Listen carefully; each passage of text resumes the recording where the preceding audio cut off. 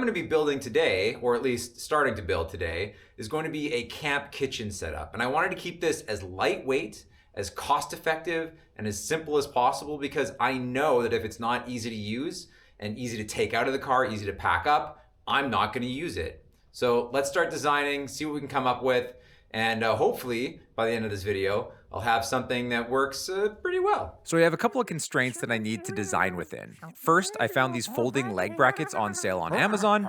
They lock in the lowered position. The lever to release is easily operated one-handed, and there's enough stiction in the system that the leg should stay up when the unit is being moved around.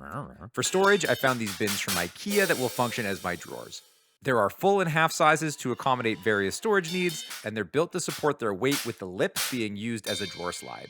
Finally, my Coleman stove. The width of the countertop needs to be enough to support this unit, and that should also provide me with a pretty nice cutting surface. The other major component that I'm going to try to utilize here is, this is an old bifold door. They're particularly stiff, but they're still really lightweight. So I think these are gonna make really, really nice countertops. So this is roughly what I want to do for the design. These legs are going to fold in and up and underneath so that we can just collapse the whole thing down. By doing a cutaway on the outside edge like this, you know, I'm going to be able to save some weight, but additionally it gives me a place to grab hold of. I'm uncertain if I'm going to do this style of support. The thing that I don't like about this is that I'm going to be limited in where I can sort of affix this to. So what I might do is actually just do it sort of similar to the end caps, where just each piece is a full block all the way down. I'm looking at probably having about a 36-inch kitchen countertop height. So this is going to be kind of roughly in the 10.5-inch sort of neighborhood. We'll probably do 24, 25-inch legs, something like that. To get going, I figured out exactly how long the first unit needed to be to accommodate one full and two half-size drawers with dividers and dado side panels. I'm using 5/8 ply for the panels, and that yielded a measurement of about 36 inches long, and then it was just a matter of cutting down the bifold doors to the correct lengths. What's our total length here? We need something. Since these doors are hollow, I had to cut material to fill the ends. These doors use MDF on the sides and the ends, but I'll be using ply to provide a better mounting surface for the legs, as well as helping with long-term durability when exposed to the elements. Oh, like a glove.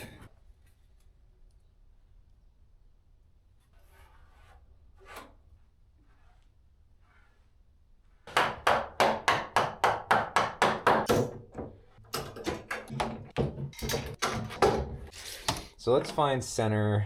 Next is laying out the legs. 6 center. Now I decided to do an 4, A-frame style here 10, just to reduce the amount of 2. weight. I don't know how triangles work. I just know that they're here because of aliens. And there were a couple of considerations here. Mostly I wanted to keep the width of the base as wide as the top of the table just so that I could tuck the legs in underneath. But also I had to think about how narrow I could go at the top where I was going to be mounting the folding leg brackets. To cut the angled sides of these leg brackets, I'm just using my jointer jig to make pretty quick work of it here. These ended up being 24.5 inches long, 6 inches at the top, 12 inches at the base. The width of the legs was 2.5 inches, but I made sure to give myself 6 inches up at the top so I had lots of room to mount my brackets.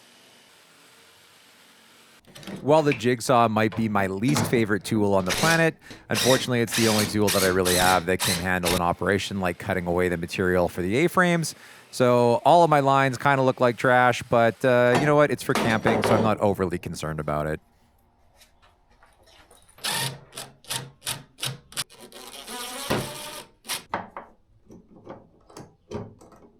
With the legs cut, I now had to attach the leg brackets to the base and to the legs themselves. And to do this, I used a square to help me align everything and clamp things in place before I screwed them down. Once I had a couple screws in, I just popped the clamps off, but it made sure that everything stayed in alignment throughout the installation. Okay, here it is. And it's actually not horribly wobbly, but it would definitely be benefited by having a stretcher through the middle. And this is what I was talking about here. I'd end up putting a stretcher from here over to here, try a couple of different designs, see if we can find a way to integrate it all. Now that I knew things were going to be adequately stable, I actually decided to cut the dados for my side panels and then cut the side panels themselves. To start, I just ripped some ply to the same width as the countertop before cutting it to length. I'm using 5/8 material, so I went 5/8 in from the edge for the dados and then cut them a 1/2 inch deep. And for the panels, I did 2 side panels at 9.5 inches and 2 central panels at 8.5 inches. And then it was time to rip some material for the stretcher. Here I am notching the legs so that I can install that stretcher, making sure that everything's going to fit nice and snug. If this is loose, it's not going to do anything. So this has to be quite snug. Nice.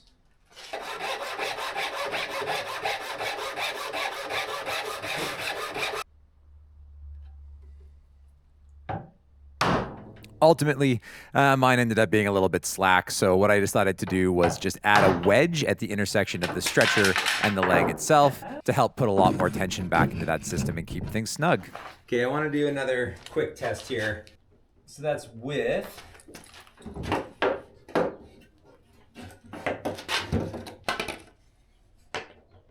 without.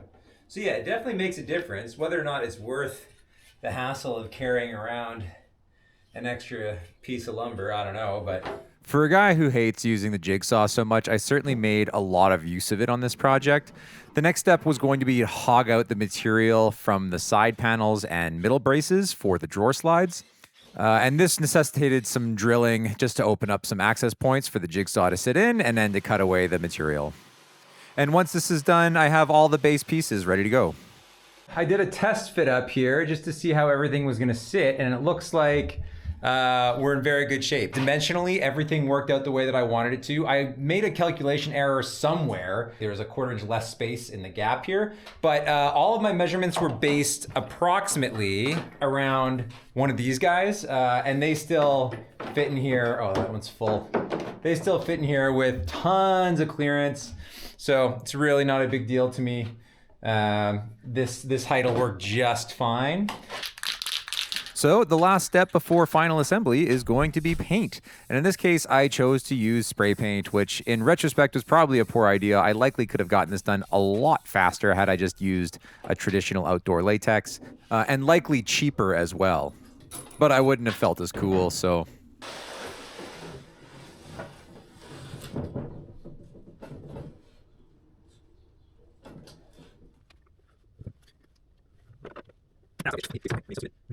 For final assembly, after coating all of the joints with a healthy amount of glue, I use brad nails to help hold everything in place.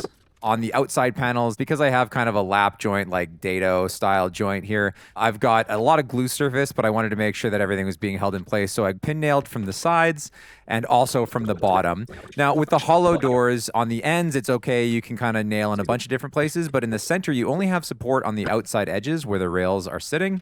So in that case, I was only able to get 2 nails into each one, but it was enough to hold them in place so that I could get clamps on and things wouldn't be moving around. What have you done? Me, you f***ing idiot!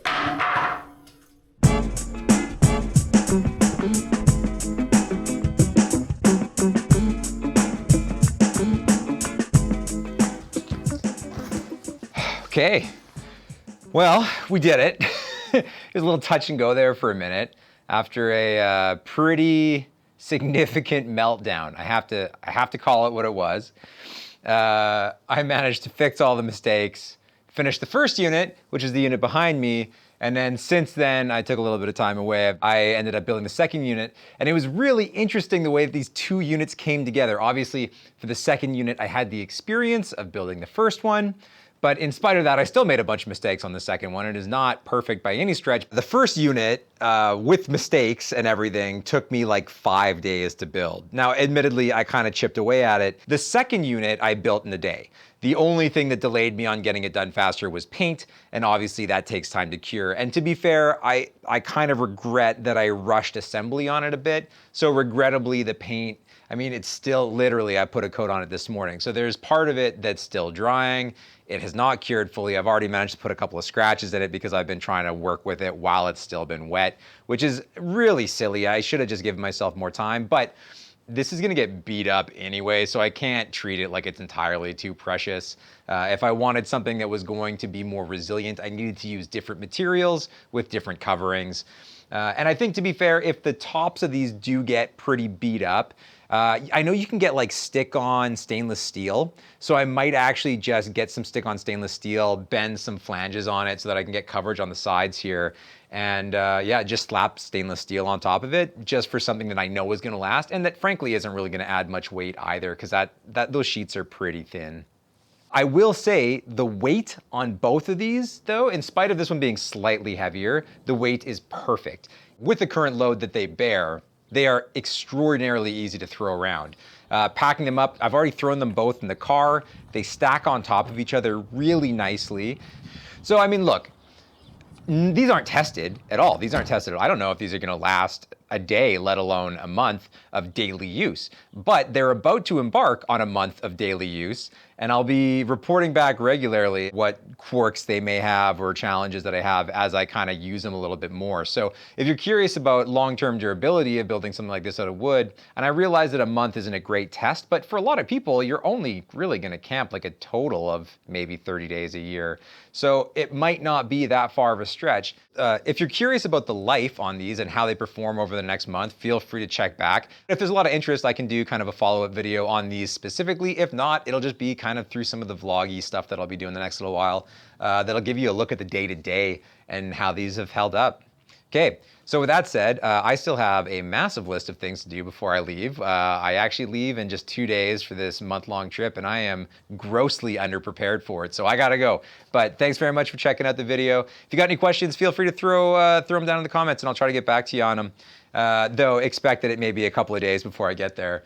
But yeah, thanks again. Cheers.